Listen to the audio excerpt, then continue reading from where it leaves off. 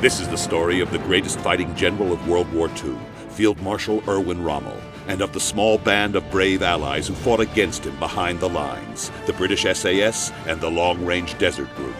From Stephen Pressfield, best-selling author of Gates of Fire, comes a new novel of Special Forces action in North Africa, Killing Rommel. Autumn 1942.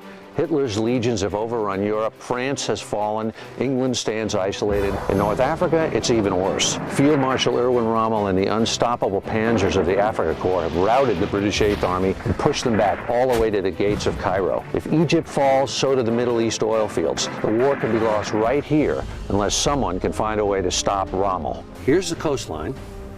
Mediterranean up here, desert down here.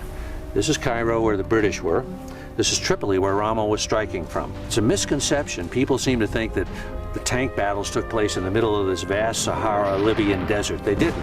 All the action took place in a thin strip along the coast right here, until two young British officers, Ralph Bagnold and David Stirling, came up with a radical idea. Why not pack heavy firepower onto fast, stripped-down vehicles and take on Rommel the way David took on Goliath? These commando raiders could use the deep desert routes, get around behind Rommel, and strike him from the rear. This was the genesis of the Special Forces and the origin of the SAS and the Long Range Desert Group.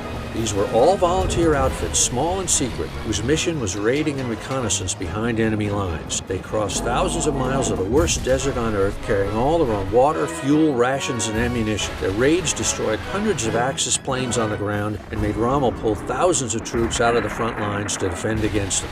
Rommel himself declared, man for man, no one did more damage to the Axis cause in North Africa than the SAS and the Long Range Desert Group.